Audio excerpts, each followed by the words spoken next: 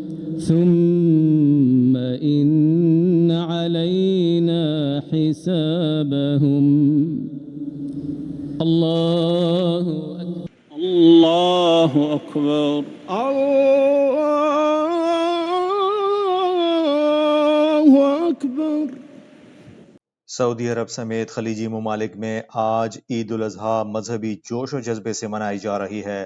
مسجد الحرام اور مسجد نبوی میں لاکھوں فرزندان اسلام نے عید کی نماز ادا کی۔ اللہ اکبر لا الہ الا اللہ کی صداؤں سے فضائیں گونج اٹھیں۔ نماز کے بعد امت مسلمہ کے اتحاد اور سلامتی کی دعائیں کی گئیں۔ سعودی عرب، متحدہ عرب امارات، قطر، کویت اور دیگر عرب ممالک میں آج قربانی کا عمل بھی جاری رہے گا۔ وزیر اعظم شہباز شریف 2 روزہ سرکاری دورے پر سعودی عرب پہنچ گئے، جہاں وہ سعودی ولی عہد شہزادہ محمد بن سلمان کی دعوت پر جدہ پہنچے۔ جدہ ایئرپورٹ پر گورنر شہزادہ سعود بن عبداللہ جلاوی اور اعلیٰ سفارتی حکام نے ان کا استقبال کیا۔ وزیر اعظم عید الاضحیٰ سعودی عرب میں گزاریں گے اور عید کے روز ولی عہد سے خصوصی ملاقات کریں گے۔ اس ملاقات میں دونوں رہنما باہمی تجارت، سرمایہ کاری، امت مسلمہ کی فلاح اور علاقائی امن و سلامتی پر تبادلہ خیال کریں گے۔ وزیر اعظم حالیہ پاک بھارت کشیدگی میں سعودی حکام کے تعمیری کردار پر اظہار تشکر بھی کریں گے۔ دفتر خارجہ نے واضح کیا ہے کہ پاکستان نے تاحال بھارت کے ساتھ 2 طرفہ معاہدوں کی منسوخی کا کوئی حتمی فیصلہ نہیں کیا۔ دفتر خارجہ کے مطابق شملہ معاہدے سمیت کسی بھی معاہدے کی منسوخی پر کوئی باضابطہ قدم نہیں اٹھایا گیا۔ یہ وضاحت وزیر دفاع خواجہ آصف کے اس بیان کے بعد سامنے آئی ہے، جس میں انہوں نے کہا تھا کہ شملہ معاہدہ اب ختم ہو چکا ہے اور ہم 1948 کی پوزیشن پر واپس آ گئے ہیں۔ امریکہ میں سابق صدر ڈونلڈ ٹرمپ اور ٹیسلا کے بانی ایلون مسک کے درمیان تلخ جملوں کا تبادلہ شدت اختیار کر گیا، جس کے باعث ٹیسلا کے شیئرز میں 17.6% کمی واقع ہوئی ہے۔ ایلون مسک نے ٹرمپ پر الزام عائد کیا کہ ان کا نام جیفری اسپیسٹن کے جنسی اسکینڈل میں موجود ہے اور اسے چھپایا جا رہا ہے۔ جواب میں ٹرمپ نے ایلون مسک کو پاگل قرار دیا اور کہا کہ انہوں نے EV مینڈیٹ ختم کر کے ٹیسلا کو نقصان پہنچایا۔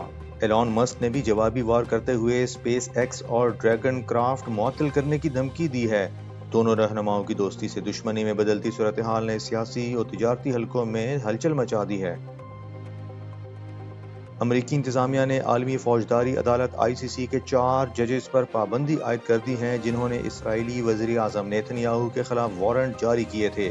وزیر خارجہ مارکو روبیو کے مطابق یہ ججز عدالت کے غیر قانونی اقدامات میں ملوث رہے اور امریکہ واس کے اتحادی اسرائیل کو نشانہ بنایا۔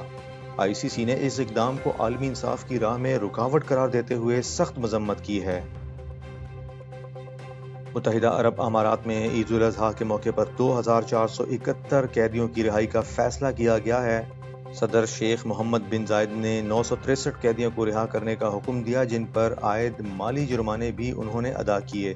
دبئی کے حکمران شیخ محمد بن راشد نے 985 قیدیوں اور راس الخیمہ کے حکمران سعود القاسمی نے 411 قیدیوں کی رہائی کا اعلان کیا۔ فجیرہ کے شیخ حمد الشرکی نے بھی 112 نیک رویہ قیدیوں کو رہا کیا۔ یہ اقدامات اصلاح اور معاشرتی مفاہمت کے جذبے کو فروغ دینے کی ایک اہم کوشش قرار دیا جا رہا ہے۔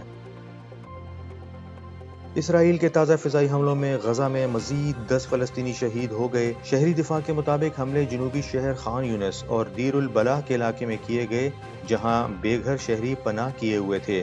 18 مارچ کے بعد سے اسرائیلی حملوں میں 4335 افراد شہید ہو چکے ہیں اور مجموعی تعداد 54,607 تک جا پہنچی ہے، جس سے خطے میں انسانی بحران مزید شدید ہو گیا ہے۔